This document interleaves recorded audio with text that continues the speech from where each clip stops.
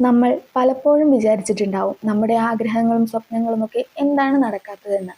നിങ്ങളൊരു കാര്യം മനസ്സിലാക്കണം. ഈ ആഗ്രഹങ്ങളും സ്വപ്നങ്ങളും എന്ന് പറയുന്നത് എല്ലാവർക്കുമുള്ള കാര്യം തന്നെയാണ്. പക്ഷേ 99% ആളുകളും അതിനുവേണ്ടി ഒരു ആക്ഷൻ പോലും എടുക്കാതെ ഇരിക്കുന്നവരാണ്.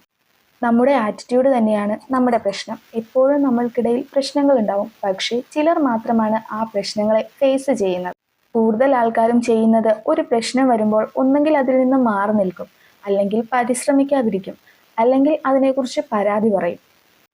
പക്ഷേ ഒരു ലയണിന്റെ മനസ്സുള്ളവർ അവർ എല്ലാ പ്രശ്നങ്ങൾക്കും മുകളിൽ നിൽക്കും. അവർ പരിശ്രമിക്കും. അവർ തിരിഞ്ഞോടാൻ തയ്യാറല്ല. പ്രശ്നങ്ങൾ എന്ന് പറയുന്നത് നേരിടേണ്ടവയാണ്, അല്ലാതെ അതിൽ നിന്ന് പിന്തിരിഞ്ഞ് ഒളിച്ചോടേണ്ടവയല്ല.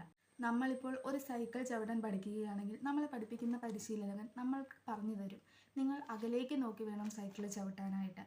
നിങ്ങൾ പെഡലിലോ അല്ലെങ്കിൽ താഴെയുള്ള കല്ലിലോ കുറ്റിയിലോ ഒന്നും നോക്കിയല്ല, നിങ്ങൾ അകലെ നോക്കി വേണം സൈക്കിൾ ചവിട്ടാൻ പഠിക്കാൻ.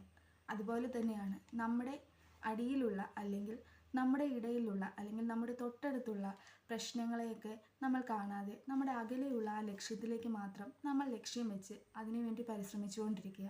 നമുക്ക് ജീവിതത്തിൽ വിജയിക്കണമെന്നുണ്ടെങ്കിൽ നമ്മൾ മുമ്പോട്ട് ഓടണം. അതിനുവേണ്ടി നമ്മുടെ ഉള്ളിലുള്ളൊരു ഫൈറ്റർ, അതായത് നമ്മുടെ ഉള്ളിലൊരു പോരാളി ഉണ്ട്.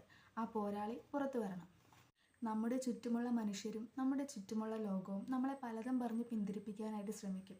നമ്മുടെ ലക്ഷ്യത്തിലേക്കുള്ള നമ്മുടെ ആ ഒരു ഫോക്കസ് തെറ്റിക്കാനായിട്ടും നമ്മുടെ ആത്മവിശ്വാസം കുറയ്ക്കാനും അവർ പലതും പറഞ്ഞുകൊണ്ടിരിക്കും. പക്ഷേ നമ്മുടെ ഉള്ളിലെ തീരുമാനം, നമ്മുടെ കോൺഫിഡൻസ്, അതാണ് നമ്മുടെ വിജയം. സിംഹം കാട്ടിലെ ഏറ്റവും ഉയരം കൂടിയ ജീവിയോ ഏറ്റവും വേഗതയുള്ള ജീവിയോ ഏറ്റവും വലിയ ജീവിയോ ആയതുകൊണ്ടല്ല തലയുയർത്തി നിൽക്കുന്നത്. ആർക്കും തൊടാൻ പറ്റാത്ത ആ ഒരു കോൺഫിഡൻസ്, അതാണ് സിംഹത്തിനെ തലയുയർത്തി നിർത്തുന്നത്. അതുകൊണ്ട് മറ്റെല്ലാ ചിന്തകളും മറന്ന് നിങ്ങളുടെ ലക്ഷ്യത്തിന് വേണ്ടി നിങ്ങൾ തലയുയർത്തി നിൽക്കുക.